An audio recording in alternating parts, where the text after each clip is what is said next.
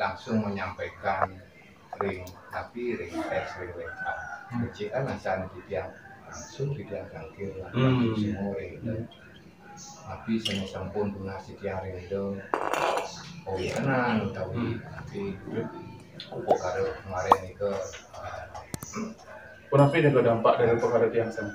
peneliti yang masih pernyataan pertama malam pertama ini yang merasakan suasana nyaman tengah dan becik saja nih jauh lebih bagus dari sebelumnya. Dan sebelumnya sampai juga becik tetapi setelah itu kita jauh lebih tenang ke suasana yang dia rasakan.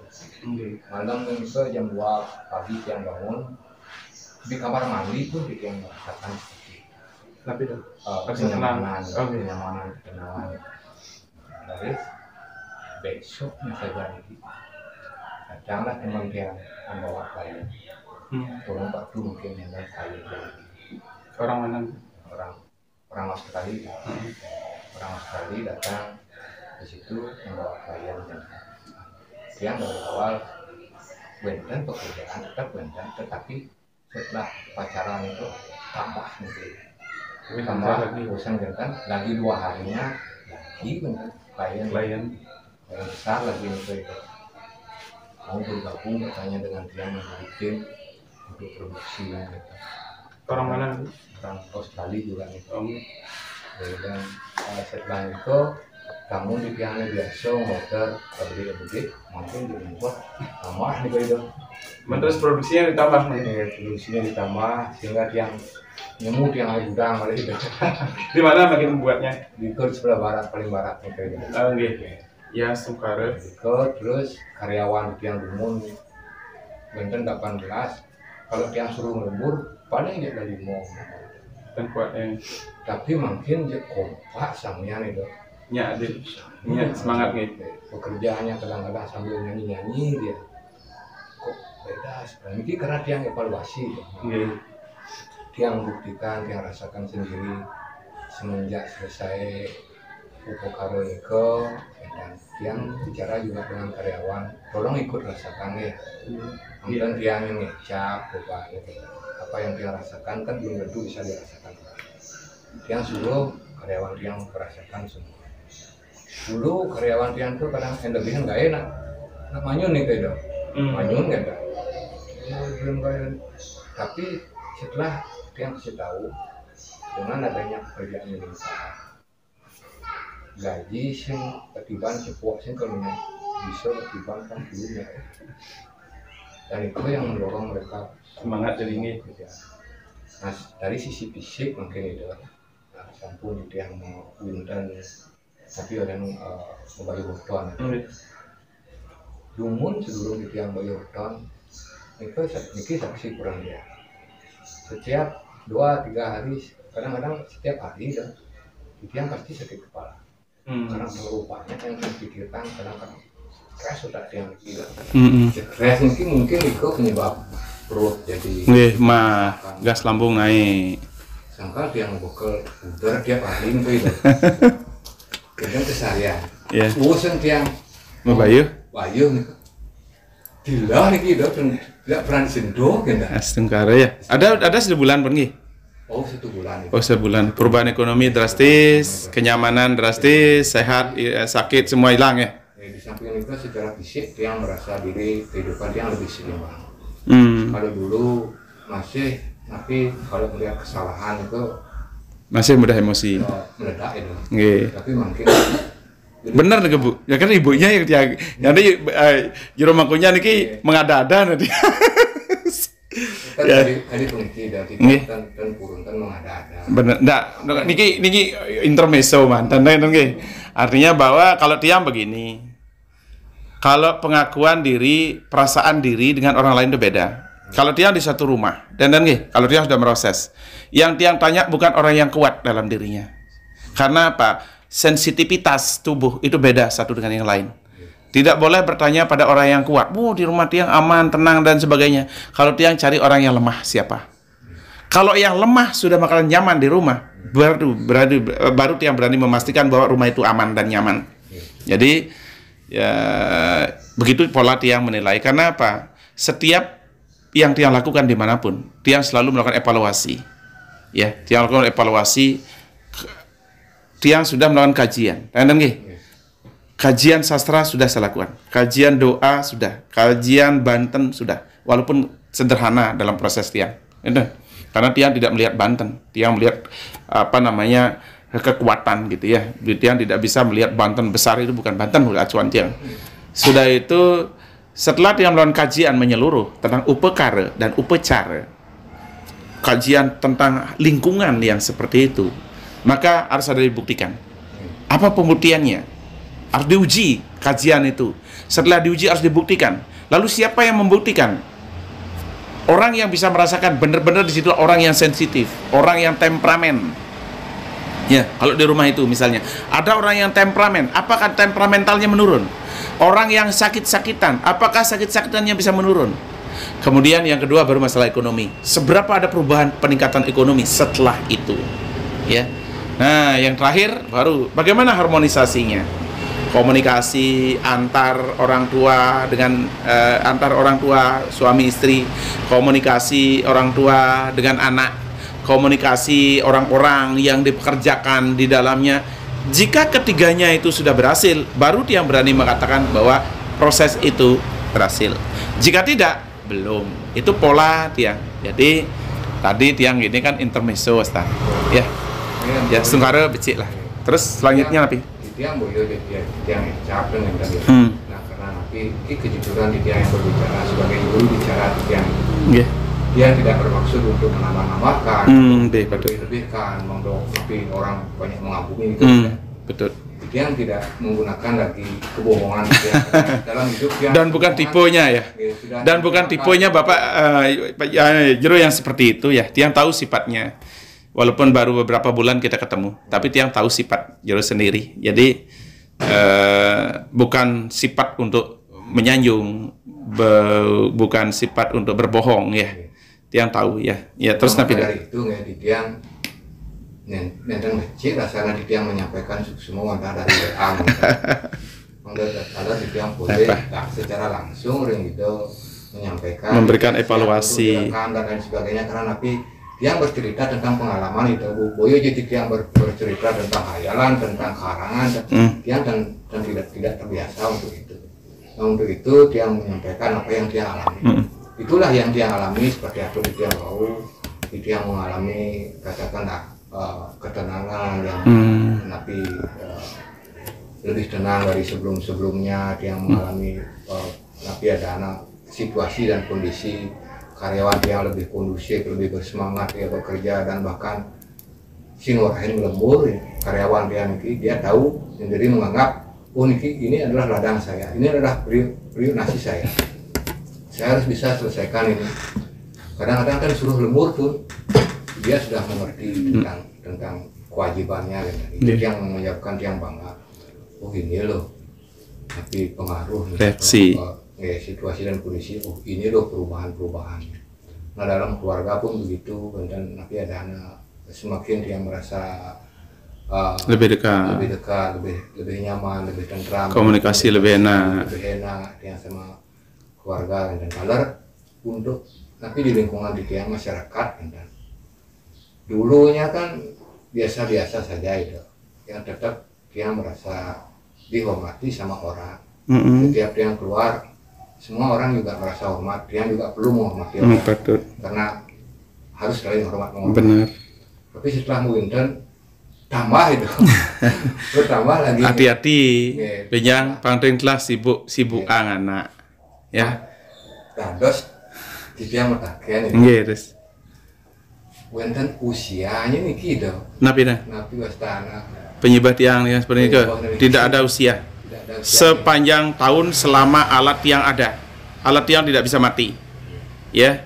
Jadi yang menurun bisa menurun itu bila terjadi ada kematian di rumah itu, ya, ada mayat artinya sampai ada marsian mayat, maka banyak itu akan turun ke bumi. Nah, pada saat itu terjadi penurunan. Untuk mengembalikannya gampang. Ya. Kalau masih terjangkau tempat tiang datang. Kalau tidak terjangkau tempat tiang, ngaturang pejati di Kemulan dan di Penunggu. Tunas tirte, tunas beras kuning kembali ke tebar ke pekarangan, kembali normal penyembah tiang. Alat tiang tidak bisa mati. Ya, Bang Depan dan jero nyanan salah. Kecuali jero sendiri yang merusak. Merusaknya dengan apa? Memasukkan ajaran-ajaran yang sesat ke dalam rumah itu. Karena apa? Ajaran paling cepat mengacau. Ingat, ajaran keilmuan. Begitu kita belajar ilmu, kita sudah mulai belajar tentang rangsuk mantro ini, mantro itu, dan semedi ini, semedi itu, maka gaib-gaib kita undang. Gaib yang diundang inilah yang tidak bisa selaras dengan rumah. Karena apa? Benturan dengan gaib yang sudah ada di rumah. Orang Bali sudah punya gaib di merajannya sekian banyak. Ya, dan sudah punya rencang sekian banyak. Gaib yang ada di rumah, gaib yang terkondisikan. Lalu kita memasukkan gaib baru lagi dari suruh ajaran. Datang ke semedi sana, semedi sini, ngiring betaro ini, ngiring gitu, nyungsung daksina, udah bawa ke rumah. Begitu nyampe di rumah, maka gaib yang baru datang dan gaib yang sudah ada terjadi kontras energi. Itulah yang bisa menurunkan, bahkan bisa mengacaukan. Itulah kenapa kepada pengusaha-pengusaha, kalau dia masang penyibah, jangan neko-neko. Jika Anda sukses, pertahankan kesuksesan. Selesai. Sembahyang seperti apa, jalankan itu saja. Jangan lagi neko-neko, jangan lagi ditambah macam-macam. Karena apa? Ketika dia melakukan proses seperti di rumah jero, sudah terkondisikan sebegitu baik. Dewonya, betaranya, leluhurnya, sudah itu ancangan-ancangan betara yang ada di rumah, sudah sebegitu baik. Jangan lagi disisipkan. Seperti kita misalnya, sudah ada satpam, yang bagus umpama di kita mendatangkan lagi orang, bukannya mengamankan kita, malah mereka akan perang. Ini ingat, gaib itu terdiri dari apa? Ada makhluk, ada roh, ada energi. Energi di rumah adalah energi yang sudah disteril karena kita pagari dan kita upacarai. Sedangkan energi yang baru datang ini adalah energi lintas batas yang tidak ada kontrolnya. Ini mudah mengacaukan. Itulah kenapa tiang di grup yang bilang, yang paling susah Sabina itu orang spiritual. Bukan orang pengusaha seperti Jero. Yang paling susah orang spiritual. Kenapa? Orang spiritual paling penasaran. Begitu dapat lontar, isi ada mantra dikit-dikit sudah di napisan ke langsung diapalin, dirangsukan, upacarai. Dapat buku, diapalin mantra, dirangsukan lagi. Sudah itu dapat mungkin mantra di YouTube atau di apa namanya di koran ya. Dia paling pelajari lagi. Semua dicampur aduk. Emang semua baik memang. Ingat, rokok yang baik, bakso yang baik, nasi yang enak, sate yang enak, sudah itu rujak yang enak. Jika dicampur jadi tidak enak. Ya. Jadi jangan mencampur. Ini gaib ini. Mantra itu mendatangkan gaib dan mengelola gaib. Jika gaib yang datang dari mantra yang kita pelajari tidak selaras dengan rumah kita, dengan kegaiban yang di Merajan, dengan kegaiban Sang Yang Tiga, dengan kegaiban leluhur, dengan kegaiban penunggu, lebuh, taksu geginan, dan pelangkiran, jika tidak sejalan dengan itu, diri jadi korban.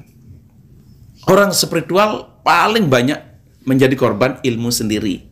Lalu mereka memponis orang lain yang menyerang, memponis gaib-gaib lain yang mengganggu. Padahal apa? Dirinya yang mendatangkan kekuatan seperti itu. Jadi, kalau tiang hanya bisa mengingatkan,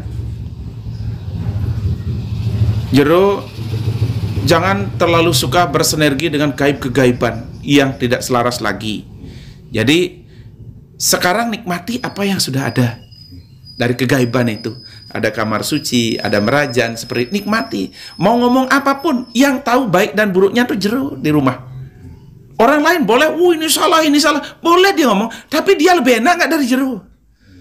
Jadi untuk memastikan rumah itu aman dan nyaman, tiang yang tahu dan Jero yang menikmati. Tiang kan tidak tahu setelah itu.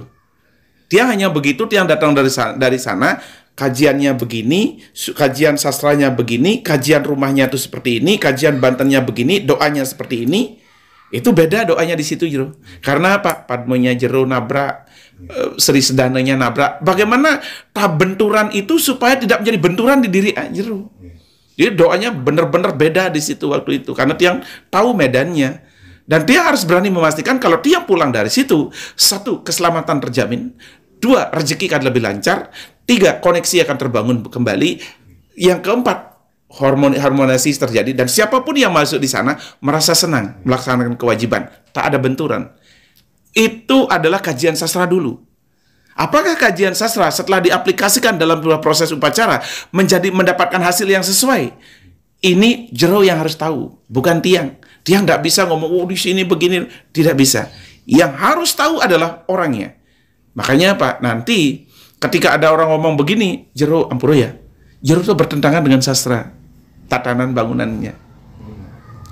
Di dalam salah yang seperti itu, bagaimana caranya untuk menjamin bahwa jero itu aman di situ?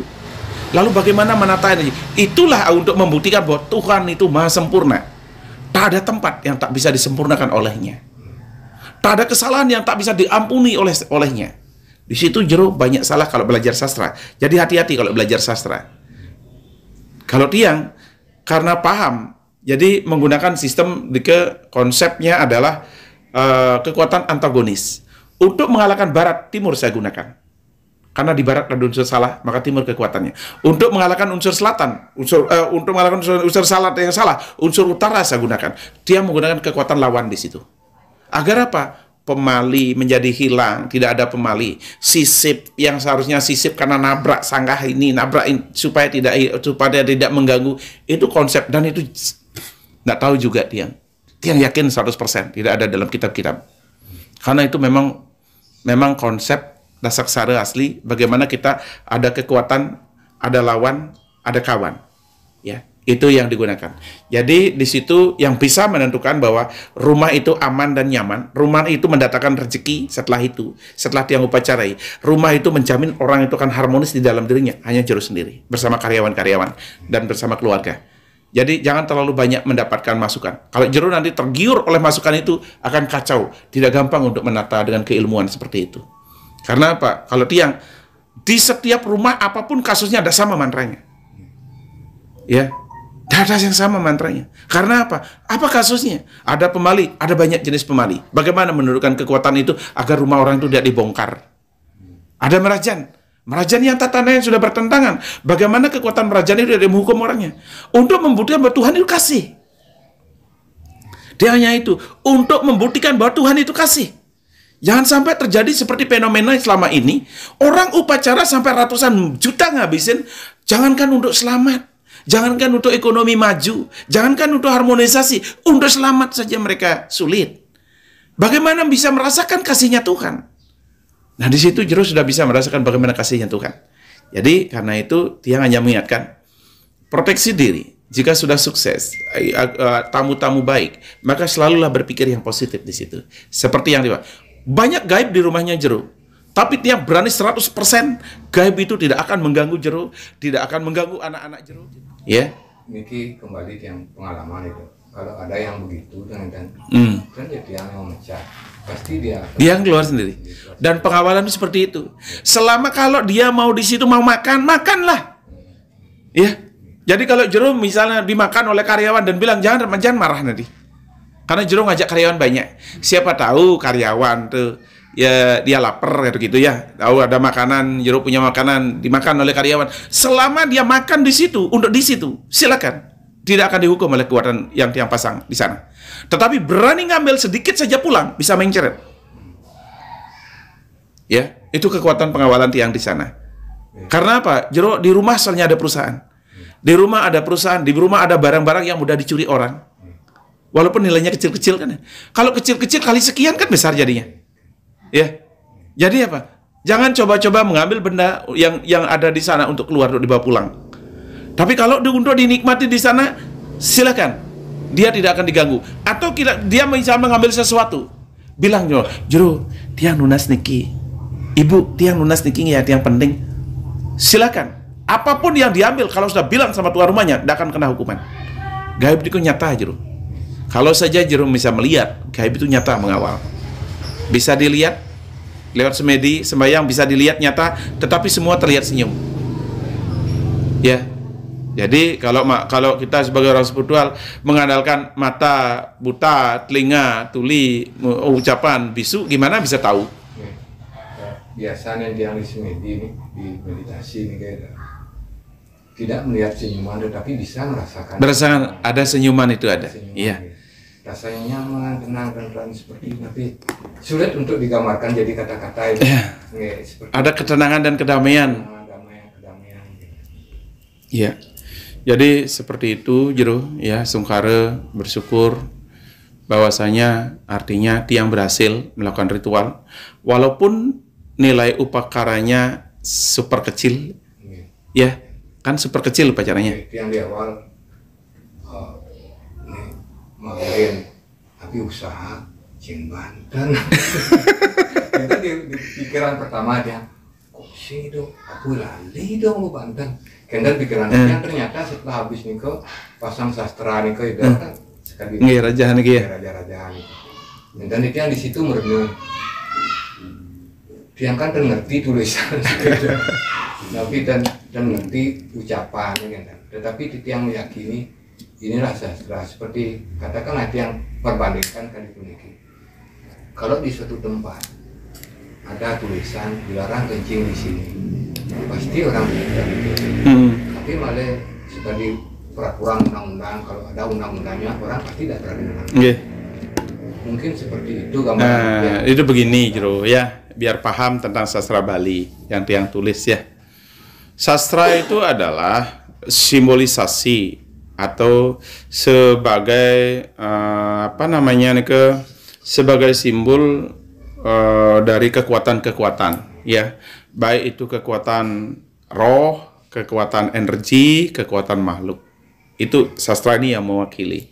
Lalu perkawinan daripada sastra yang disebut dengan modre, itulah perkawinan dari energi, perkawinan dari roh, perkawinan dari makhluk-makhluk untuk menciptakan kekuatan baru sesuai ke kondisi yang ada di situ. Ya. Nah, nike yang cara dibawa dalam aplikasi kehidupan itu bagian peraturan gaib namanya. Ya, sang nang dari geni petak gitu umpama. Dan sangnya ada tingkatan berapa? Apakah sang geni petak ini adalah kekuatan Ratu Ngurah sapu jagat? Apakah kekuatan Ratu Ngurah tangkap langit? Apakah kekuatan Batar Bayu? Apakah kekuatan Batar Iswara? Apakah kekuatan Batar Kawitan? Jadi semua sifatnya sang ini bisa dijadikan menjadi kekuatan geni petak. Ada banyak sekali. Jadi sastra ini mengawinkan lalu melahirkan sebuah sumpah. Itulah kenapa tiang tidak butuh Banten. Ya. Tetapi tiang harus dapat memuja paling tepat di Merajan atau di kamar suci. Jika tiang sudah, maka seluruhnya kamar suci ini ibarat mobil, itu setir dia. Atau Merajan, ini setir. Roda bergerak dari setir, lampu bergerak dari apapun kita gerakan dari setir. Jadi tidak perlu dicari ke sana kemari, di sini bawa Banten, di sini bawa Banten, di tempat usaha ada Banten lagi sebale, di halaman ada Banten sebale. Ya kalau jual Banten itu yang bagus. Karena apa? Batin di atas Banten. Tiang tidak mencari batin di atas Banten, tiang tidak butuh Banten. Batin itu ada di hati, ada di pikiran. Jika pikiran ini yang tanpa batas, maka buktikan bahwa kemampuan pikiran kita mampu melindungi tanpa batas di tempat itu agar kita merasa syukur kepada Tuhan. Jero jangan bersyukur pada tiang. Bersyukurlah pada kekuasaan Tuhan turun di sana. Karena bukan tiang yang melindungi. Ya. Tiang hanya melakukan penataan. Setelah ditata sedemikian rupa, barulah Jero mendapatkan. Sesungguhnya begitu mudahlah hidupnya menjadi orang Bali. Kenapa orang Bali bertaruh jangkutin kita hancur? Salah satunya adalah masyarakat Indo banyak dijadikan diperdaya oleh konsep upekara. Dicengkram otaknya dengan upekara. Bukan dicengkram dengan otaknya dengan kecerdasan. Jadi karena nike tiang untuk membuktikan bahwa agar Jero ada rasa syukur. Tiang bangga Jero bergabung di sini. Ya. Ada kontak yang luar biasa. Ada kebanggaan tersendiri dan sebagai bahan bagi tiang datang ke sana adalah sebagai bahan untuk melakukan uji. Jero ada dalam masa pengujian tiang.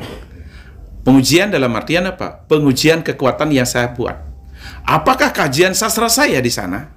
Apakah pengujian dan pembuktian sastra saya di sana bisa menjamin keselamatan Jero bersama keluarga?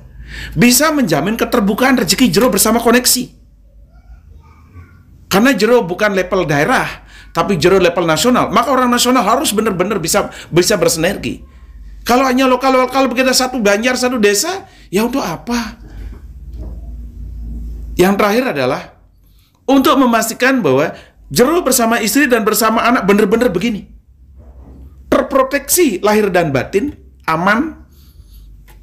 Sudah itu disestandari pikirannya supaya bisa apa? Yang tinggi merendah, yang rendah meninggi. Yang temperamen menjadi sabar, yang sabar menjadi semangat. Jangan sabar, sakit-sakitan sabar, bangkrut sabar, ya ribut sabar. Itu namanya nggak sabar, goblok namanya. Udah sakit masih sabar, udah bangkrut masih sabar. Itu namanya goblok.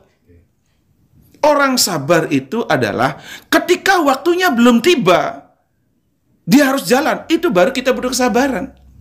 Misalnya, Jero kepingin ke suatu tempat.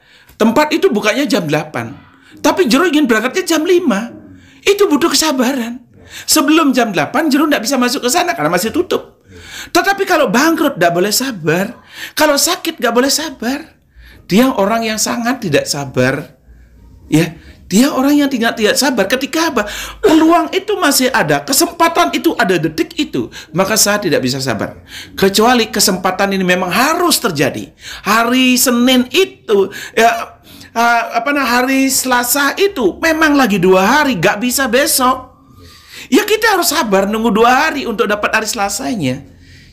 Nah, maka sebagai seorang profesional, seorang pebisnis, berpendidikan, ya punya koneksi, harus bisa menata kata sabar. Di mana letak sabar dan di mana letak tidak sabar. Jero, saya tahu, Jero bukan tipe orang yang sabar. Karena apa buktinya? Omongan Jero seperti orang sabar. Orang ini Jero ini sabar sekali. Saya katakan Anda tidak orang sabar. Karena apa? Ketika ambisi Anda muncul, ketika cita-cita Anda muncul, ketika program Anda muncul, Anda siap kerja siang malam untuk mewujudkan itu. Benar nggak? Apa itu sabar namanya? Iya, tetap yang sabar ada sisi sabar. Yang kemarin mudah marah, hilang marahnya, menurun marahnya, kan gitu ya. Ada yang ditunjukkan sabar, tapi ada yang tidak punya sabar. Tidak ada seperti sabar. Mungkin belum waktunya, mungkin nasib belum beruntung. Itu namanya bukan sabar, tapi bodoh. Jadi apa yang dia lakukan di sana sudah luar biasa. Jero rasakan. Jika ada pendapat lain lagi dari orang yang hanya melihat kulitnya saja, tapi dia tidak tahu isinya, udah ada usah abaikan saja. Casing itu bisa berubah-ubah, Jero. Ya, casing jangan dilihat kekuatan dan kebenaran itu lewat dari casing, tapi lihatlah dari isinya. Kalau Jero sudah aman dan nyaman, jaga itu. Jangan lagi hal-hal neko-neko. Terus ibunya, sekarang ibu yang tanya, apakah ibu ada mengurangi upacara-upacara nggak, ngejot di sana, ngejot di sini? Nggak ya? Seperti biasa ya, nggak ada perubahan ya? Meningkatkan tidak? Nggak ya? Berarti kan tidak karena peningkatan upacara menyebabkan lebih aman dan nyaman. Tetap biasa-biasa ya, asungkar. Terus yang lain? Kita kan dia itu dua nih sampun cerita nih ke Jepang itu ngeden makin perubahan pembangunan dan masih di tiang muda dan sebagainya. Niko konten pengaruh itu perade umpamanya itu yang biasa nanti yang ngeden dan ulah pambe ini. Ada pengaruhnya karena energinya berubah, ada bangunan itu. Ya. Seperti sirkulasi energi ini kan bergerak ya. Ketika ada menghambat kan beda energi, terpecah di energi. Tapi itu bisa disabilisir. Ini cuma nyambung aja, cuma tapi yang tanah. Cuman di belakang itu kan di belakang Harmon itu enten emang emper dari dulu. Cuma sekarang kita tembok aja. Oh, enggak apa-apa. Enggak apa. Kalau membangun baru yang berisi ngeruak, makuh dan melaspas itu baru bermasalah. Kalau nyambung ke sana, nyambung ke sini enggak ada apa-apa. Satu indukan artinya. Ya. Satu indukan. Nggih, enggak apa-apa. Yang membahasa yang ada perubahan itu nanti ketika membangun baru lagi. Berarti kan di situ ada proses ngeruak, ada proses makuh, ada ngulapin mungkin atau melaspas mungkin. Baru di situ baru ada. Tapi tetap ada solusinya, gampang solusinya. Tidak harus datang ke sini, yang kasih tahu caranya. yaitu ya Pak, maturan di kemulan, maturan daksina isi tirta, sudah itu isi beras kuning di penunggu juga sama, pertama tebar di penunggu dan tirtanya, yang kedua tebar yang di kemulan dengan tirtanya kembali normal. Karena apa? Tiang tidak menggunakan kesaktian tiang di sana, tiang tidak menggunakan kekuatan gaib dari luar yang datang ke sana, tapi tiang memberdayakan apa yang ada di rumah. Jadi apa? Ketika ada masalah, berdayakan yang ada di rumah, bukan mendatangkan kekuatan lain lagi. Dan Jero sudah belajar spiritual, nanti Jero sendiri yang melaksanakan. Jangan lagi mendatangkan guru datang ke sana, lalu tidak memutuskan kemampuan diri. Bangkitkan percaya diri untuk mengatasi masalah diri sendiri di rumah. Tekniknya apa? Nanti tiang yang ngasih tahu tekniknya. Karena seorang murid yang benar adalah ketika seorang guru sudah datang ke sana menata menjadi lebih baik dan lebih aman, lalu gunakan kemampuan diri untuk belajar agar bisa mengawal selamanya. Tugas seorang spiritual dalam sebuah bisnis adalah mengawal bisnisnya untuk tetap bertahan dan maju. Jangan sampai belajar spiritual malah bangkrut. Kayak kemarin ada, katanya ketipu 1,5 miliar. Dia seorang ngiring yang tekun ngobatin sampai kemarin pasiennya juga banyak katanya dari luar, tapi dirinya sendiri benar-benar dibantai sampai 1 bulan ini tidak sembahyang. Karena apa? Karena shock, kecewa, dimana pengabdiannya tidak mendapatkan hasil yang baik dan benar. Berarti itu ada sesuatu yang salah. Nah, Jero yang berharap benar-benar maju. Itu yang ngampuro sulit rasanya dia yang kantun membagi waktu ya, karena mungkin bertambah nih order sehingga dia kan sido untuk fokus sering belajar tentang. Nah itu baru benar. Ada orang yang mau mengurangi belajar, saya suka. Ingat prinsip tiang, satu orang sakti bisa saya buat banyak orang resah di sekitarnya. Satu pengusaha bisa saya buat banyak orang terjamin di sekitarnya. Jero berapa orang menjamin di sana di sekitarnya? Mana lebih penting membuat orang pengusaha yang berhasil daripada orang sakti yang berhasil? Sakti itu mudah membuat sakit, tapi pengusaha mudah membuat kaya. Ya, jadi ketika Jero ingin begitu dikit saja menyinggung, saya akan mengurangi belajar lalu menekuni bisnis, itu baru benar.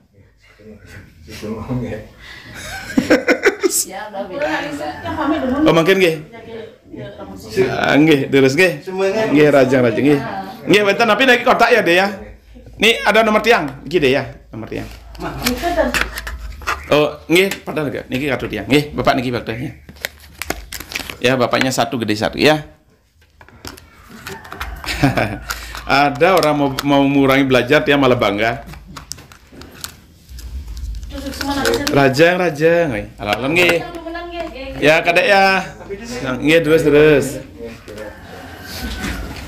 Dua nih do WA grup do enten baca di dalam satu hari.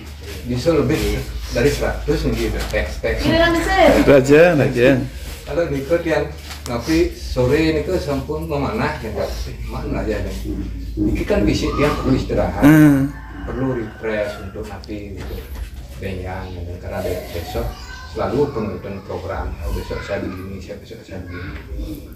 Jadi rasanya waktu untuk nikah belum tepat yang berlakukan mungkin nanti setelah nanti. Ya, kalau anak sudah bisa mengambil alih semua bisnis, Jero sudah menyiapkan sistem dan manajemen yang diteruskan oleh anak. Artinya tongkat estafet usaha Jero itu sudah dipegang oleh si anak. Baru waktunya Jero istirahat, menikmati masa.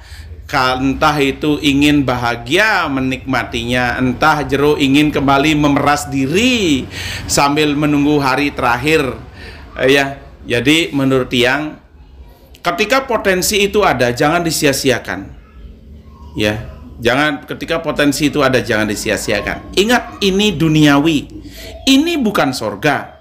Tapi harus kita yang menjadikan ini sorga. Syarat untuk bisa menjadikan hidup ini sorga: 1, sejahtera, berkecukupan; 2, sehat lahir dan batin; 3, harmonis pada diri dan keluarga. Jika 3 ini tercapai, baru dunia ini menjadi sorga. Dengan ekonomi yang cukup, tak ada kewajiban yang terabaikan. Dengan tidak ada kewajiban yang tidak terabaikan, maka tak ada dosa dalam hidup ini. Jika serba tidak ada akibat kemiskinan, serba tidak tahu akibat kebodohan, maka banyak dosa akan dilakukan di dunia ini. Jadi apa? Karena sekarang jero mendapat kesempatan untuk meningkatkan potensi diri lewat kesejahteraan. Pastikan kesejahteraan itu bisa membuat kedamaian dalam diri. Kan gitu ya? Dan pastikan kesejahteraan itu bisa membuat sejahtera lebih banyak orang lain lagi. Jika kemarin misalnya ada 25 karyawan, 30 karyawan, pastikan bisa bertambah. Karena apa? Satu karyawan bertambah, berarti satu kesejahteraan baru lahir. Itu ibarat buah, ibarat pohon, satu karyawan adalah satu biji. Ya. Yang bila mereka menikmati hasil yang jero berikan kepadanya, lalu bisa berbuah di situ. Dia bisa makan bersama keluarga, dia bisa beriadnya bersama keluarga, dia bisa bermasyarakat bersama keluarga, maka sama dengan jero ngentikang satu biji lagi, menumbuhkan satu benih lagi. Semakin banyak benih-benih yang tumbuh di sekitarnya, tak perlu sembahyang, jero sudah didoakan banyak orang. Kenapa? Pasangan hidupnya di rumah pasti selalu berdoa, semoga jero terus dimudahkan rezeki supaya istrinya bisa kerja dengan jero atau suaminya bisa kerja dengan jero. Tak mungkin yang lainnya. Karena apa? Jika sampai jero tidak bisa menggaji karyawan jero, maka mereka akan mengalami penderitaan. Dan penderitaan mereka menjadi dosa bagi jero sendiri. Mungkinkah jero salah memahami Tuhan? Sekarang waktunya jero mencari Tuhan yang nyata. Ya. Nanti kalau sudah memang tidak mampu lagi berjalan untuk mencari Tuhan yang nyata, barulah kita cari Tuhan yang tidak nyata. Apa itu Tuhan yang nyata? Manusia aja. Ya, memanusiakan manusia itu berarti mencari Tuhan yang nyata. Karena apa? Di dalam diri manusia ada Tuhan. Kan begitu ya? Kalau sadar bahwa di dalam diri seseorang ada manusia, ada Tuhan, maka dengan mempekerjakan seseorang berarti jero menghormati Tuhan dan menyembah Tuhan itu sendiri, bukan menyembah orang. Memperlakukan manusia sebagai manusia berarti penyembah Tuhan yang paling besar. Dan dialah orang yang paling dimudahkan dalam hidupnya. Mencari Tuhan yang tak nyata, ini Tuhan yang tak nyata jero. Maka hati-hati, bisa hidupmu menjadi tak nyata. Berapa banyak orang-orang spiritual kita mengejar Tuhan yang tak nyata, hidupnya yang jadi tak nyata. Anaknya nggak karu-karuan, keluarganya berantakan, ekonominya berantakan. Orang mereka mencari kekosongan, kan dikosongkan semua. Maka apa? Jangan mencari kekosongan terlalu dalam. Jadi nanti naik bahasa itu jati di tiang alami. Nah kalau di tiang meditasi sebagian sering dia mengucapkan syukur semua. Tetapi wonten bisikan hati kayak begini. Nah ada nak menyiapkan semua. Lakukan. Niki pernah dia yang bingung dengan cara melakukan terima kasih. Nah setelah lama-lama dia merenung, akhirnya mendapat yang jawaban itu. Lakukan itu terima kasih itu dengan cara lebih menyayangi setiap terutama manusia. Karena di setiap manusia itulah kesemuanya. Kalau ingin berterima kasih kepada orang. Kalau ingin bakti kepada beliau, baktilah kepada orang. Dan di dalam bisikan hati dia itu. Sehingga nanti bukan hanya sekedar kita mampu berucap terima kasih, tetapi sudah berbuat iya. Nabi malah sekali punika itu sering di tiang Nabi berdoa ke puja-puji terhadap hidup. Kadang bisa nanti tiang begini, ngadona puja-puji, waduh hidup dengan puja-puji lakukan. Ini malah tiang menjawabkan bingung, cara melakukan puja-puji. Nah setelah itu kau tiang menyadari, oh inilah bentuk puja-puji, kita sudah melakukan sesuatu perbuatan yang menyebabkan beliau senang. Bisa katakan akuran tiang bisa ngai bantan, melingit-lingit niki suatu kesenian kita haturkan kepada beliau, niki kan bentuk puja-puji nanti. Niko dari Nabi ya standar dari dalam diri dah. Nah kan tenangin manggih di YouTube, tenangin wajen, nah, katakan ada petunjuk-petunjuk seperti itu pun di tiang mungkin boleh nangkil serang hidup, ketemu tiang serang hidup, ini juga pasti petunjuk karena tiang berdoanya begini dah. Tiang sering merasa diri, di tiang otak tiang sering menipu. Kenapa begitu? Karena beli saja beli berminuhin. Tiang sering salah tampi, salah sangka, salah mengerti. Ini kan kalau tiang analisa kan pikiran dia sendiri sering menipu, bukan orang lain yang sering menipu. Kan? Nah justru itulah boleh tiang buku berarti bisa usah hidup dijodek ngalih guru nih pang pantas buku ya. Nah untuk itulah tiang sering berdoa supaya dituntun gerak langkah di tiang ketemu. Akhirnya ketemu jadi tiang ya. Akhirnya ketemu Ya. Ya, bersyukur Mogiastu ya, Mogiastu. Sekarang baru beberapa bulan Jero ketemu dengan tiang, ya sudah menemukan satu perubahan yang drastis. Dari awal Jero berambisi ingin belajar spiritual, ingin mendalami, bahkan sudah bilang ingin menyerahkan semuanya kepada anak, dan Jero ingin supaya bisa lebih bebas mendalami spiritual. Ternyata sekarang setelah diuji oleh Tuhan, begitu tiang proses, ada kemudahan lebih lagi. Ada orang datang. Ternyata tugas Jero berketuhanan bukan untuk menyembah, bukan untuk sembahyang dan semedi, tetapi mensejahterakan orang yang lebih banyak. Ya, itulah jalan berketuhanan. Jadi tiang berharap Jero semoga dengan kemudahan Jero, dengan peningkatan perkembangan Jero, jadi Jero bisa mempekerjakan lebih banyak orang lagi, bisa menciptakan peluang-peluang kerja bagi orang lain lagi. Maka itulah berketuhanan yang nyata yang sebenarnya. Jadi itulah namanya berketuhanan itu jangan hanya dengan omongan doang, tetapi berbuatlah, buktikanlah. Jadi apa? Dengan mengajak orang lebih banyak, dengan mensejahterakan orang lebih banyak, itu ketuhanan yang nyata. Kenapa kok nanti ada bisikan hati yang kok seperti itu yang menyampaikan ya? Karena Niko kemarin yang boleh kalian merenungkan diri di sesungguhnya tugas yang bikin rasiti mensejahterakan orang. Ternyata jawaban ke persis itu yang Ida sampaikan sama persis seperti apa yang dia dapatkan kemarin. Inilah tugasmu yang sesungguhnya, baktimu yang sesungguhnya di sini. Karena kalau yang di situ itu beliau sudah memaklumi. Tapi kita yang mendua keluarga itu sudah ada yang lain yang bisa menangani. Benar. Jangan menganggap lebih tinggi dan lebih mulia hidup baru bisa mendoakan orang di tempat sembahyang paling depan. Tetapi pastikan hidupmu lebih mulia jika bisa menghidupi banyak orang agar mereka tidak jahat dan tidak kekurangan apa-apa. Mana sesungguhnya yang lebih mulia? Itulah sehingga kalau tiang memiliki sifat yang antagonis dengan apa yang telah selama ini berjalan, bahwa kalau kita mau belajar spiritual kita harus benar-benar ikhlas, tulus. Iya, benar, itu benar sekali ya. Kalau diri kita tidak punya apa-apa ya.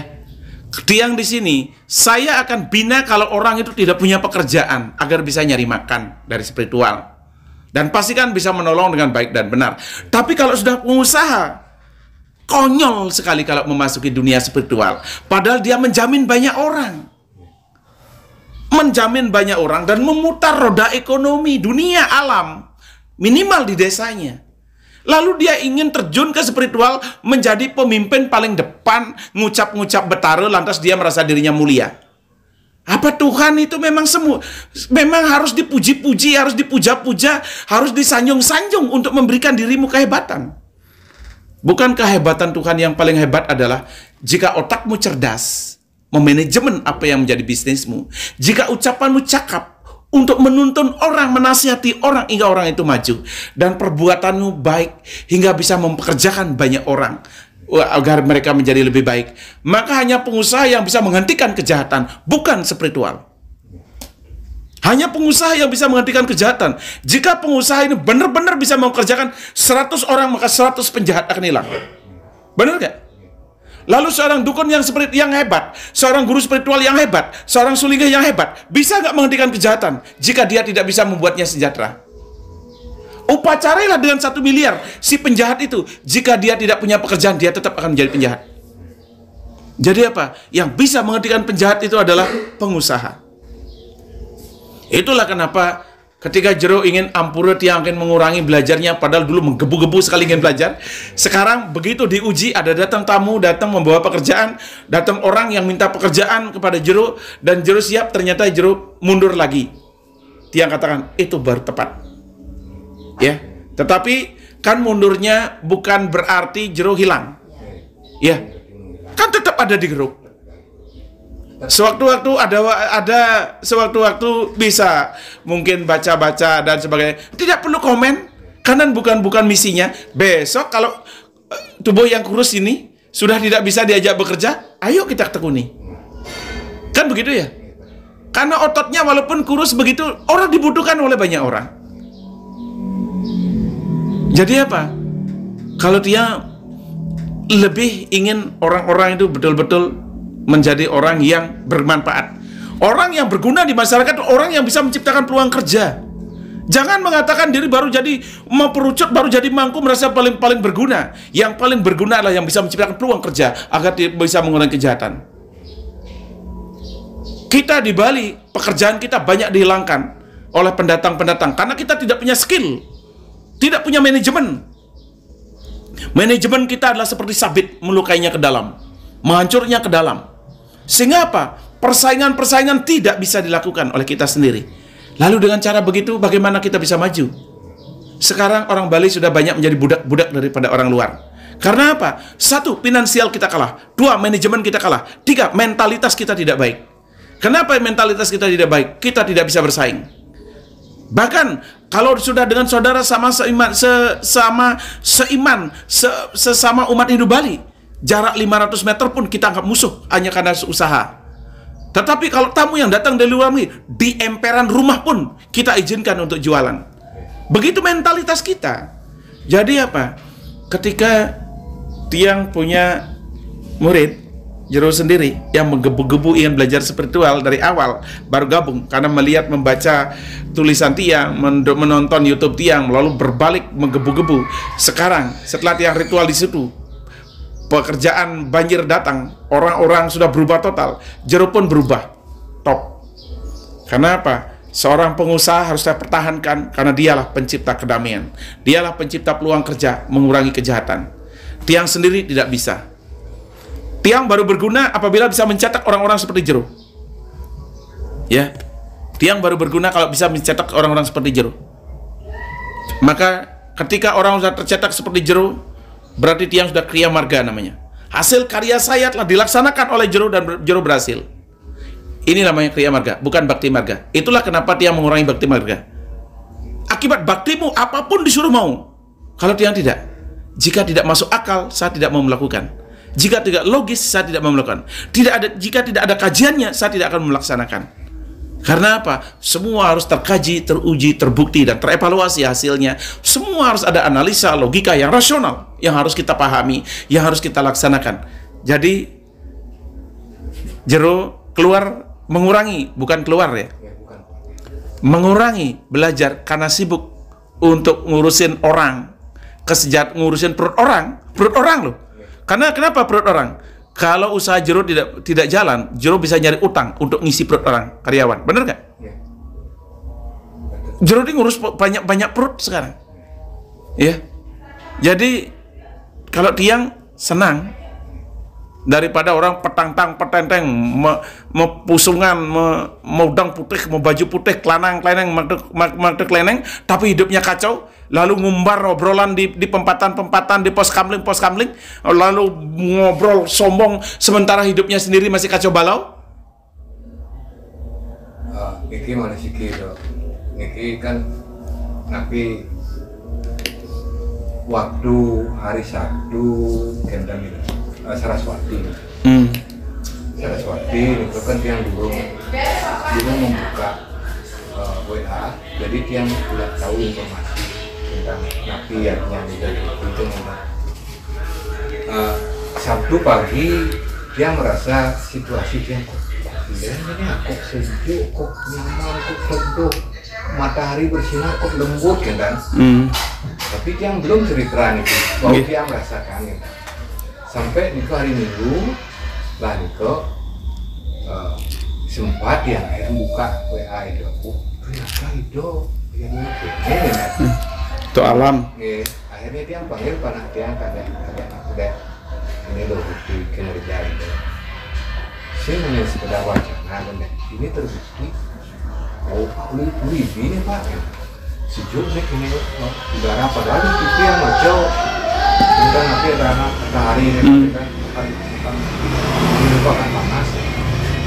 mungkin nanti pernyataan dari di Panak pun itu jauh lebih betul di situ. Dan Tiang juga sering mendapat komentar dari tamu-tamu Tiang lebih di situ. Sering dia bertanya ke Tiang, kok di sini kok adem, aman ya, kok adem ya, kok enak ya, kok menyenangkan di sini. Kenapa? Gitu.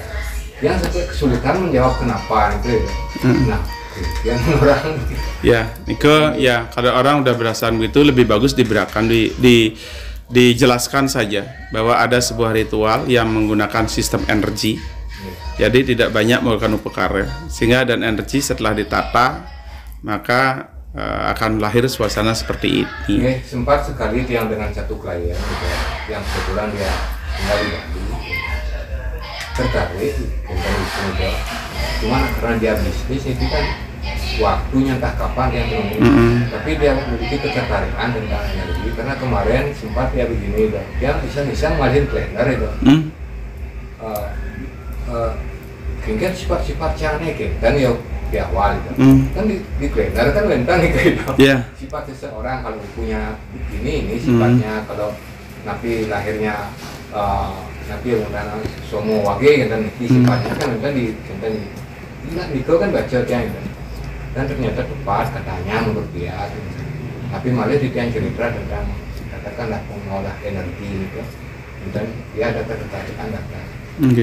Itu Niko kemudian itu yang jangan malah. Silakan. Sebaiknya memang harus begitu Jero.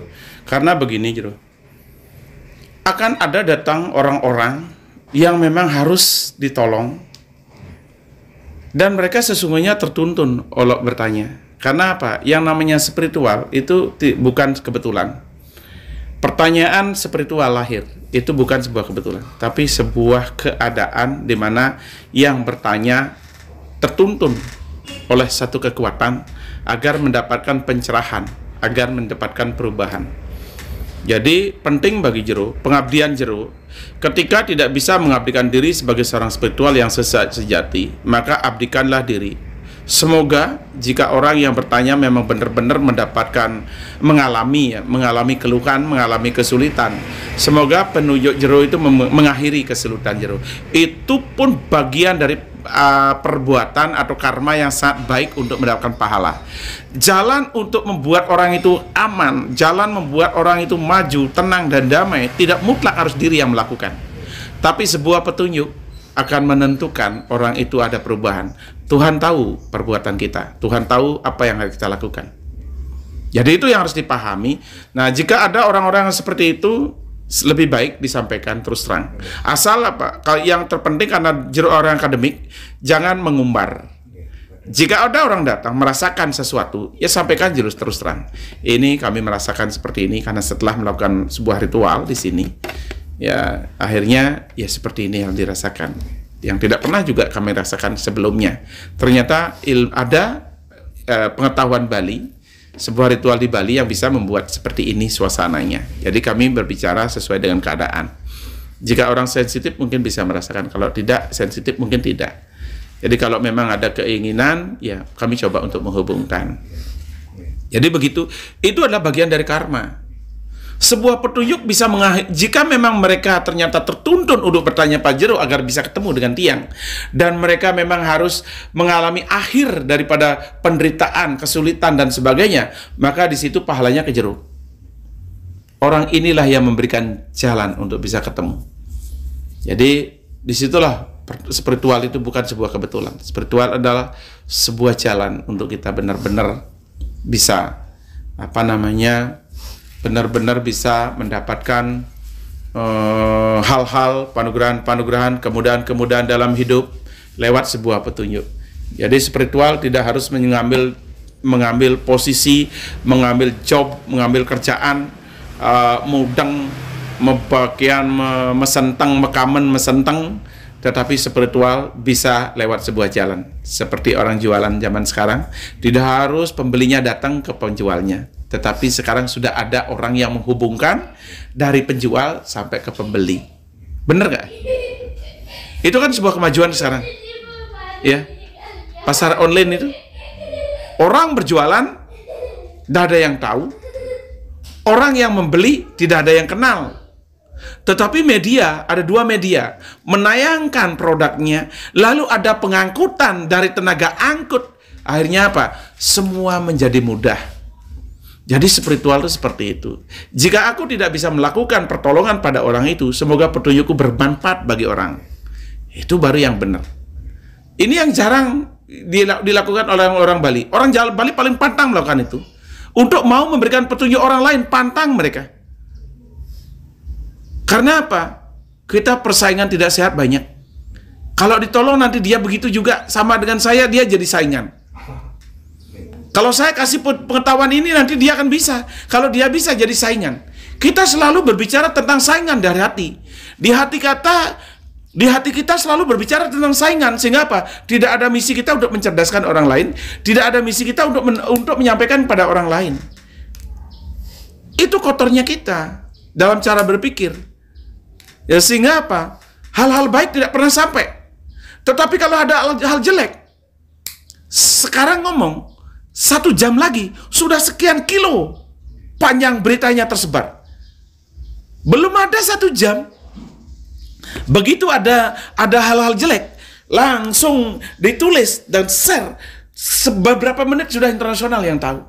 Kalau hal jelek. Tapi kalau hal-hal baik, apakah kita bisa melakukan hal yang baik? Tidak. Karena apa? Kalau kita melakukan hal yang baik, maka banyak orang baik jadi saingan dirinya. Dia merasa, karena apa? Karena dia merasa sudah paling baik. Dia merasa yang terbaik. Karena dia merasa yang terbaik, maka tidak ada orang baik lagi. Itu mindset kita tertanam di pikiran dan di hati kita. Perbuatan kita bagus, sabar, tenang, kita harus tulus dan ikhlas, kita harus jujur. Tapi benar nggak dia berbuat jujur? Benar nggak dia berbuat tulus? Ternyata apa? Omongannya doang begitu.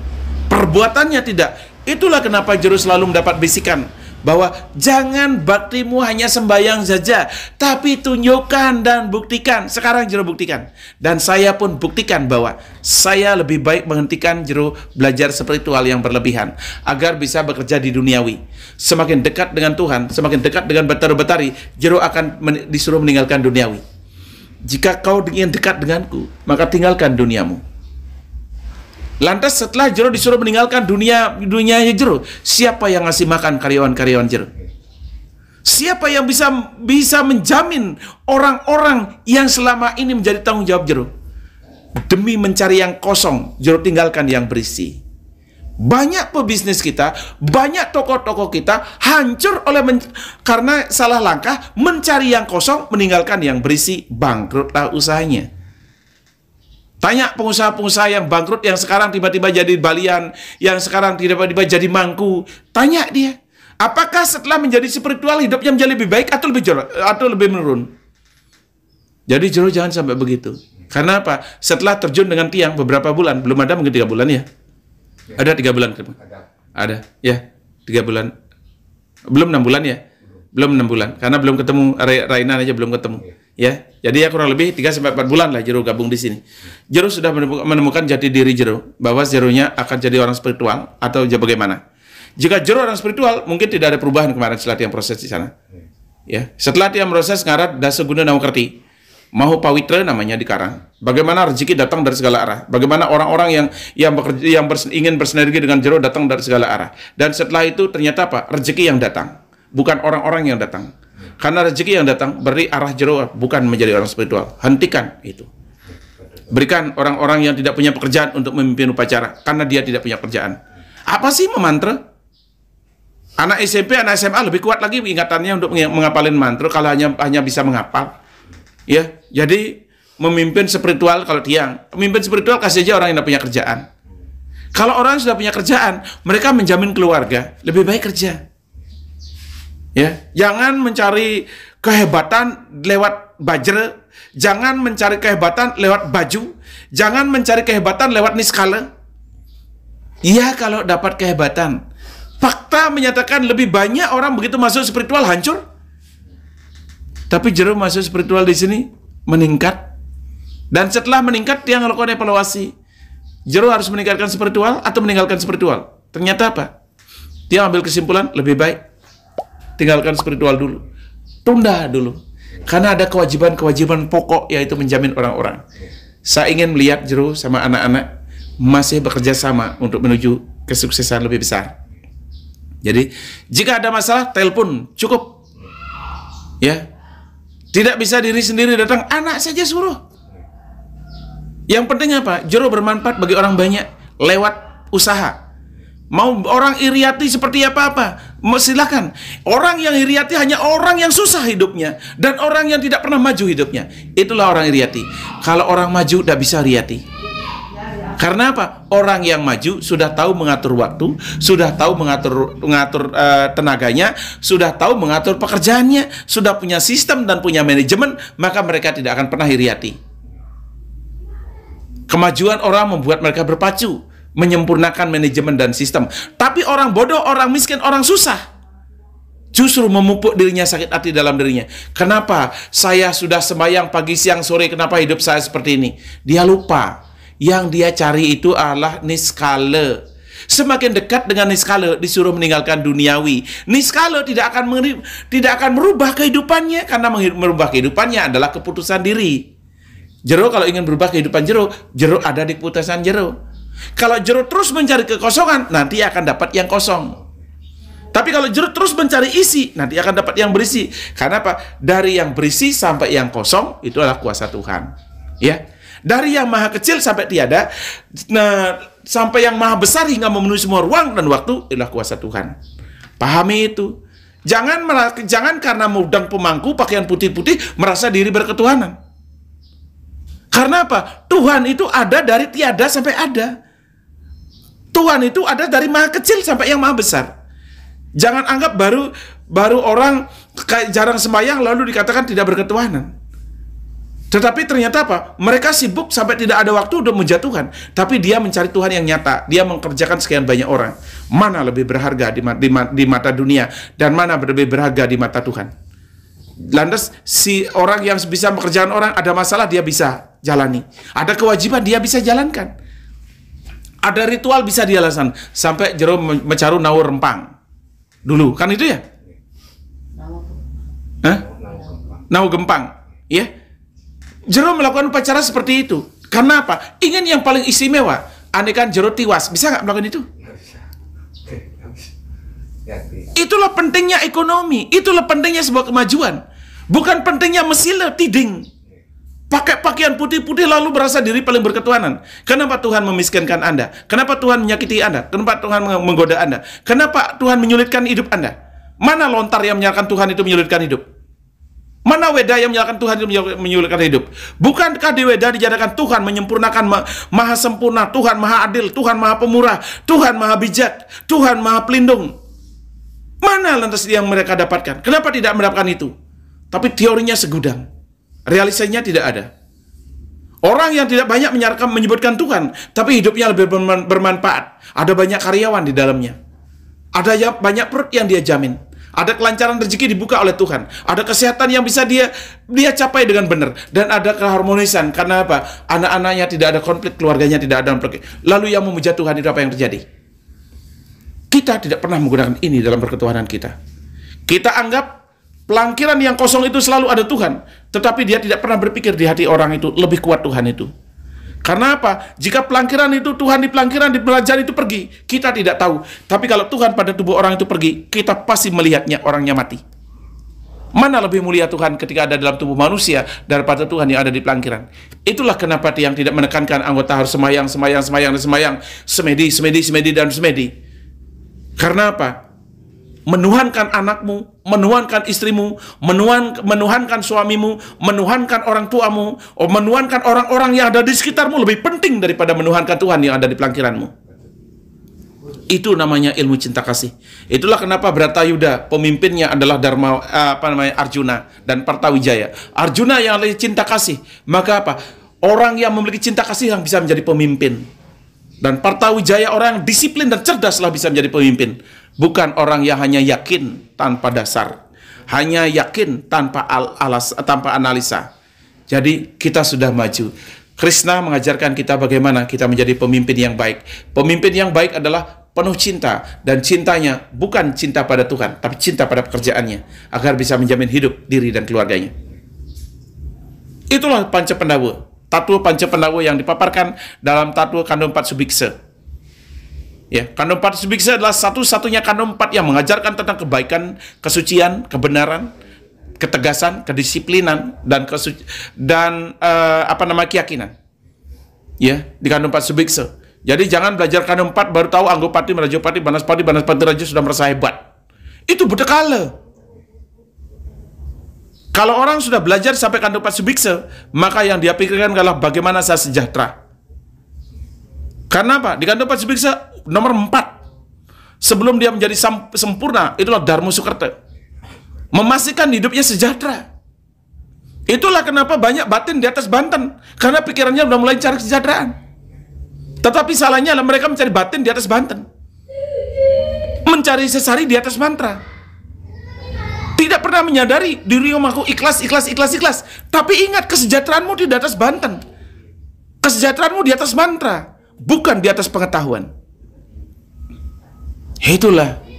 Karena apa? Jero malah begini, yang senang. Ya. Support, semoga Jero berhasil, semoga Jero tambah sukses.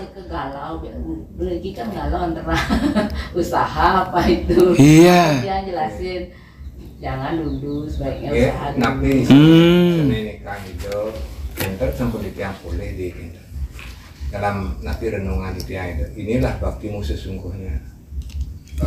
Di situ nanti suatu ketika kalau memang sudah memungkinkan waktu dan lain sebagainya, kalau nanti waktunya sudah mengarah ke situ, mensubuh benmani mensubuh panumayo itu maru berubah janinu.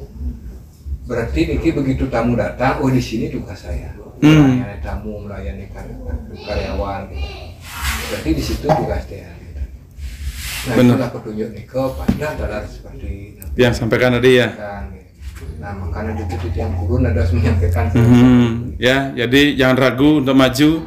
Tiang ingin melihat setahun depan, ya tahun jangan lama-lama, jangan lama-lama. Ya, kenapa tidak perlu lama-lama? Karena ibarat Jero mau balapan, Jero sudah punya mobil. Ya. Ibarat Jero mau membangun, bahan sudah ada, pondasi sudah ada, tinggal membangun itu saja. Jadi jangan lama-lama mencari. Dia ingin melihat tahun depan Jero benar-benar sudah. Semoga Jero bisa menggulkan anak menjadi generasi estafet Jero sendiri. Ya.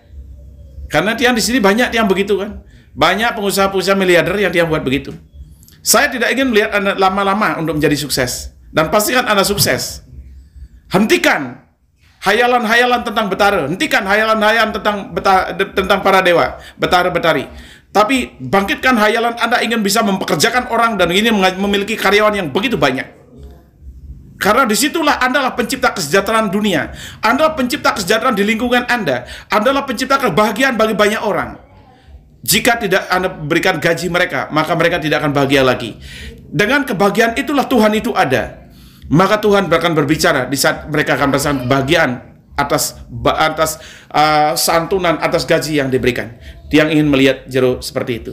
Di sini banyak lahir miliarder ya dalam waktu yang sangat singkat. Karena apa? Mereka sudah punya rel berupa apa? Sistem dan manajemen. Mereka sudah punya mobil berusaha usahanya sendiri. Apa? Dia hanya apa? Begitu buka jalan hidupnya, maka cepatlah mereka maju. Seperti yang terjadi pada Jero. Begitu dia habis upacara, ngeruak buana, dasa guna nawa kerti, mahu pawitraning jagat, maka terbuka jalan.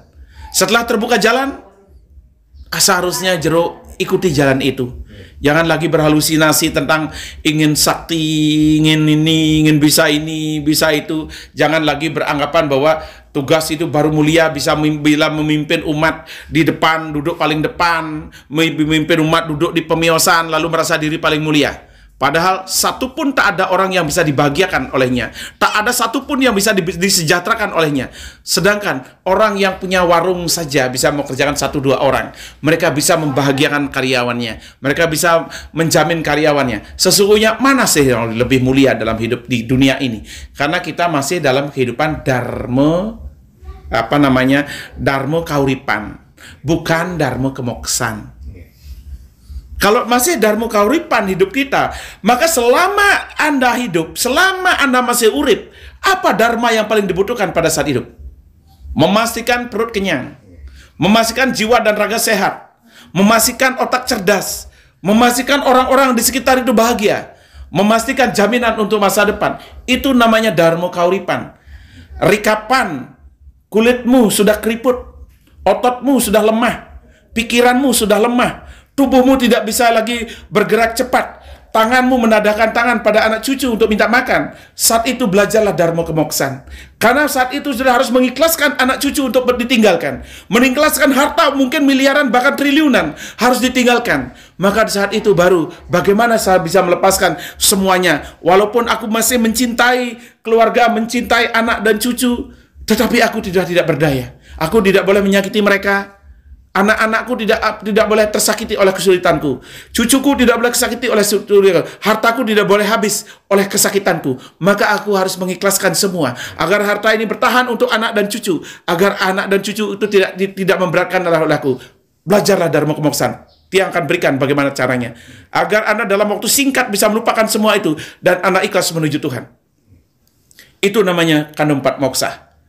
Masih kecil-kecil, lengan masih sitang, masih bisa megadang sampai pagi untuk makan kerja, malah mempelajari Dharma Kemoksaan. Ya, kan salah besar. Dia menentang Dharma Kauripan. Di Bali banyak kita dihancurkan oleh itu.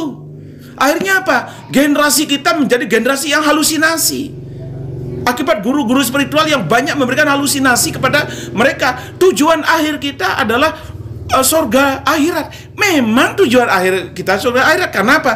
Tujuan akhir kita adalah pasti mati. Jika kita belum mati, apakah kita harus memikirkan akhirat sementara hidup ini masih kacau balau? Mana Dharma Kauripan kita? Hidup saya ini udah berguna enggak? Berguna bagi diri sendiri, berguna bagi anak dan istri, berguna bagi orang lain, berguna bagi pondasi kehidupan masa depan. Iya enggak? Itu kan Dharma Kauripan. Paham nggak umat hidup kita tentang Dharma Kauripan? Atau hanya paham tentang niskalo, tidak boleh dosa, tidak boleh salah, hidup harus sederhana, apa adanya, kita harus ikhlas semua. Coba sekarang Jero umpama, Jero sudah mengatakan, aku ikhlas Tuhan, aku ikhlas segalanya, aku menyembahmu dengan keikhlasan, ketulusan. Benarkah engkau ikhlas? Akan kubantai istrimu. Ternyata stres ketika istri sakit. Apakah kamu ikhlas dengan anakku? Kan tidak ngerti kita keikhlasan. Kita hanya bilang ikhlas saja. Ketika kita bilang ikhlas, maka diuji anaknya. Masalah datang dari anaknya. Ternyata tidak ikhlas. Diuji ekonominya, dibantai ekonominya. Ternyata tidak ikhlas, malah stres. Lalu mana keikhlasanmu? Kau adalah pendosa besar dalam hidup. Jadi apa? Kalau tiang hampura. Karena otot tiang masih kuat, otak tiang masih cerdas, menurut tolak ukur tiang. Ya, biar tidak menyombongkan diri dikatakan. Otak saya masih cerdas, otot saya masih kuat. Saya tidak ikhlas meninggalkan keluarga. Saya tidak ikhlas meninggalkan harta ini. Saya tidak ikhlas meninggalkan orang-orang yang terkasih dan tercinta dalam hidup ini. Jadi tiang selalu berdoa, ya Tuhan, ikhlas, berikan saya kekuatan agar bisa menjaga orang-orang terkasih pada hidup saya. Izinkan saya menjaga harta titipanmu, ya Tuhan, agar bertahan. Aku tidak ikhlas menghadapmu. Karena ototku masih kuat, pikiranku masih cerdas. Itu adalah anugerah darimu. Kau memberikan ototku yang kuat. Izinkan aku menjaga dan melindungi semua yang kucintai, kasihi. Otakku, kecerdasanku yang kau berikan, izinkan aku selalu berpikir untuk orang-orang yang ku kasihi. Itulah cara tiang agar apa? Agar anak tidak dicoba, istri tidak dicoba, harta tidak dicoba. Karena apa? Tiang memangkas semua keikhlasan dalam hidup. Aku belum ikhlas menghadapmu Tuhan. Kelak jika ototku tak berguna, pikiranku tak berguna, tanganku menadahkan tangan pada anak dan cucuku untuk memberikan aku makan, aku tak ikhlas mereka tersakiti olehku. Aku tak ikhlas mereka kesulitan olehku. Aku tak ikhlas si harta ini habis olehku. Maka saat itu panggillah aku menghadapmu. Agar tak ada yang tersakiti, tak ada yang disulitkan, tak ada yang kehilangan, tak ada yang kehabisan. Karena waktunya aku menghadap. Itu baru Dharma Kemoksaan namanya. Jadi Harus dipahami, makanya dua ini, dharma kaumoksan dan dharma kehidupan ini, bener kauripan ini benar-benar harus didalami, benar-benar harus dikuasai dan diketahui, jangan konyol. Ya, jero tiang tuntut melakukan dharma kauripan, berguna hidup jero. Bergunanya bukan saat memimpin upacara, bukan setelah jadi sulinggih umpamanya duduk di pemiosan, itu belum tentu. Berguna apabila apa? Mampu mensejahterakan sekian orang. Mampu menjamin sekian orang. Orang yang bodoh mengatakan jero serakah mungkin. Karena apa? Bekerja berburu uang. Tapi keserakahan yang jero pupuk itu adalah untuk menjamin orang-orang agar mereka tidak menjadi penjahat-penjahat di saat jero tidak bisa menggaji. Benar gak? Tiang sebagai guru nabe, berapa orang yang bisa saya sejahterakan agar mereka tidak menjadi penjahat? Tiang hanya bisa apa? Menuntun jero, semoga jero menciptakan peluang kerja. Menuntun yang lain, semoga orang lain bisa menciptakan peluang kerja. Bukan menuntun orang menjadi sakti, lalu sakit mental, moral, dan perilakunya. Sakti fisikmu mungkin tak terlukai, mungkin tak pernah tidak pernah sakit, tapi sakit mentalmu dan moralmu karena kesaktian itu buat keangkuhan, kesombongan, keserakahan, dan tak pernah mengatakan orang lain benar di matamu. Karena kau merasa paling benar, istrimu tak pernah benar di matamu, anakmu tak pernah benar di matamu, orang-orang di sekitarmu tak pernah benar di matamu. Itulah sakit mental, sakit moral. Tiang tidak ingin mencetak orang-orang yang sakit mental dan sakit moral. Ya, jadi Tiang sangat support dan sangat dukung kembali ke habitat jero sebagai pebisnis yang sesungguhnya. Ya, ketika bertuhanan itulah caranya. Ada kalau memang lebih baik datang ke suatu tempat mempunialah. Sebagai jero menyerahkan sari amarta atau saldo. Kan bahasa Balinya kan sari, bahasa Indonesia saldo. Karena ada saldo, silakan. Lebih baik melakukan seperti itu agar berguna, dimanfaatkan di suatu tempat. Lalu keluar dari situ sibuk lagi menghidupi orang-orang karena banyak perut yang ada menunggu jero. Ya, itu baru namanya dharma kauripan. Dharma kauripan bukan duduk berpakaian putih-putih, bukan duduk di pemiosan berpakaian luar biasa seperti betara, tetapi tak pernah bisa menciptakan kedamaian di dalam hati orang. Bahkan justru memupuk perpecahan terjadi. Ingat, spiritual kita paling banyak memecah umat. Konsepsi A begini, konsepsi B begini, konsepsi C begini, konsepsi E begini, konsepsi F begini. Setelah kalau orang cerdas datang, hasilnya apa? Bukan tambah cerdas, tapi tambah bingung. Si A bilang begini, si B bilang begini, si C bilang begini. Yang mana paling benar? Yang paling benar adalah kebingungan semakin banyak. Itu dunia spiritual kita. Karena itulah lebih baik dia mengembalikan kepada habitat orangnya. Bukan berarti mengabaikan Tuhan di dalam dirinya, tapi cara mencari Tuhan yang berbeda. Kalau Tiang mencari Tuhan yang kosong, semoga saya mendapat. Tapi jero mencari Tuhan yang nyata, dan pasti akan dapat. Asal cerdas berpikir, cakap berbicara, cekatan bekerja. Benar gak? Sudah. So banget kita alah tidak ada nak biasa ataupun kalaan kita memang udah boleh sadar. Yang Tiang kan santai aja tuh, santai aja. Tiang itu mantan pembuka sih dia memang udah boleh secara langsung di Tiang. Ngatur semua jelek rasanya di Tiang udah telepon udah teks kan. Lalu ini pun itu mugias tuh di Tiang tetap kandun ada sisian itu. Nah, sepanjang zaman. Benar. Ya, jangan berubah profesi lalu melahirkan kerenggangan. Ya, perubahan profesi tidak membuat diri renggang antara murid dan guru. Tapi perubahan profesi adalah merekondisi keadaan sesuai dengan jobnya. Karena apa? Tuhanmu adalah Tuhanku. Ya. Iya benar Bu. Jangan beranggapan bahwa dalam bisnis tidak membutuhkan Tuhan. Bukti nyata. Setelah dia menurunkan kekuatan-kekuatan di rumah, apa yang terjadi? Di situ benar bisnis jero itu membutuhkan kekuatan Tuhan. Dan untuk mendalami kekuatan Tuhan tidaklah segampang membaca kitab. Ya. Ketika kita tidak mengerti, masih ada penerjemahnya. Ada kamus-kamus untuk mengerti.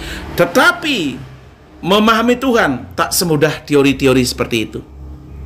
Nah, karena itu jangan perubahan profesi membuat diri renggang antara murid dan guru. Karena apa? Sepanjang Jero mencari mujizat, di situ membutuhkan Tuhan yang nyata.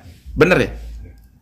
Ya, jadi kalau tiang yang bisa terjadi hanya paling kerenggangan dalam waktu untuk bertemu. Paling itu aja. Itulah kenapa tiang ini kalau pengusaha-pengusaha yang larang untuk datang. Untuk apa kamu datang? Emang pentingnya apa? Ingin ngobrol dengan saya. Waktumu untuk apa? Kamu udah kerja. Kan masih bisa suruh karyawan datang. Karena apa? Orang yang sukses kalau datang tiang mengganggu. Mereka sudah tidak perlu mau ngobrol-ngobrol doang. Juga sama saja. Kan mending nggak usah datang. Semakin banyak karyawan yang Anda jamin, semakin bagus. Di situ pengabdian Anda, bukan sembahyang, bukan semedi. Makanya dari mana pengusaha-pengusaha, murid-murid yang pengusaha-pengusaha yang sudah miliarder, yang sudah investor, mana pernah datang? Karena apa? Cukup telepon saja. Karena dia bekerja bukan dengan Tuhan, tapi dia bekerja dengan kecerdasan. Sudah dikawal oleh taksu sendiri. Taksunya apa? Manajemen dan sistem. Iya nggak? Kalau Jero tidak punya manajemen dan sistem, bisa nggak mengawal usahanya? Omong kosong. Kan tidak pelangkiran mengawal kan? Itu. Jadi apa? Spiritual itu hanya untuk mencari mujizat. Jika ada problem, masih ada dunia dalam genggaman. Tidak ada jarak yang tak bisa. Masih bisa telepon. Tidak usah ibu pakai wuh. Kalau Jero memang penting sekali, tidak usah ibu pakai wuh. Silakan kontak. Tiang welcome. Kalau memang sangat penting, cuman tiang sering tolong WA dulu. Tiang sebentar begitu ada waktu tiang mau telepon, ada penting. Dah, berarti tiang akan mengatur waktunya gimana. Ya kalau tidak main telepon, ada yang main telepon sampai 5 kali sampai 6 kali main telepon, itu namanya tidak tahu etika. Tiang bukan orang tidur, tiang bukan orang diem. Ditelepon sampai berkali-kali, minta izin lah dulu. Siapa tahu rame. Ampura tiang tiang Wenten galah, dia yang jaga nelpon, dia ada penting yang ingin disampaikan atau tanyakan. Pasti diatur waktunya. Tapi kalau main telepon sampai berkali-kali main telepon, tidak juga mau menyampaikan penting dan tidaknya, dia malah tolak. Itu namanya tidak tahu etika. Benar nggak? Dan yang paling tidak suka dia adalah ketika dia video call. Dia anggap dia apanya? Pacarnya. Itu video call adalah orang telepon yang paling tiang tidak suka. Ya. Jadi apa? Yang paling benar nih adalah sampaikan ampura tiang wenten penting acara, wenten galah tiang menelpon. Orang yang seperti itu terdepan di depan tiang. Itu namanya orang tahu etika, tahu situasi. Jika memang tiang tidak punya tidak ada tamu dan sebagainya, pasti tiang langsung jawab. Tetapi kalau tidak, ya biasanya tiang kadang tunda. Yang paling tiang tidak suka hanya itu aja. Yang paling tidak suka adalah video call. Orang tidak apa-apa sampai 3 kali 4 kali video call. Kok kayak ngajak pacarnya gitu. Ya, jadi itu ya. Jadi kalau Jero nanti ada penting, tidak harus datang sini, tapi bagus sih tiang man sesari jadi ya. Ya jujur sajalah. Orang datang bawa sesari, kalau tidak datang kan tidak berdapat sesari gitu. Tapi sesungguhnya bukan itu ya. Jadi jika ada hal penting silakan ditelepon saja sudah cukup. Kalau mau telepon atau video WA dulu. Kalau memang jam-jam pelayanan jam sibuk, misalnya minta waktu kira-kira kalian yang wenten galat yang mau telepon penting ada. Benar itu yang etis lah. Kalau Jero gampang lah dia ngomong karena orang manajemen. Ini orang-orang yang tidak tahu apa, yang tiba-tiba pagi-pagi yang di PC. Mungkin punya masalah urgent. Enggak, ngomongin IP. Oh. Menakena masalah IP-an, video call jam 6 pagi, coba dong. Mandi saja tiang belum dong. Adik, kayak orang bermain-main gitu. Ya, ada yang begitu. Ya tiang marah sih enggak. Terlalu excited. Ya. Betul ya, enggak sih, tiang marah sih, enggak. Cuman ketawanya tuh kesel, ketawanya kesel karena jam 6 pagi, ya Kalau tiang biasa sih jam 5, jam 4 yang udah bangun. Cuman tiang kalau bangun pagi itu enggak langsung mandi tiang. Kalau tiang baru bangun biasanya buka internet dulu, ya baca-baca apa, pengetahuan-pengetahuan apa. Sudah itu setelah nikah kadang-kadang langsung kayak tadi pagi langsung mereka ngetik ya. Jadi tamu udah datang tiang belum mandi gitu. Ya jadi seperti ini jadi Jero kalau ada gini karena Jero sibuk bisnis yang umpamanya ya dikonfirmasi saja nanti yang minta galah untuk menelpon itu paling baik ya. Rajeng ya. Makin balik. Oke, rajeng nggih.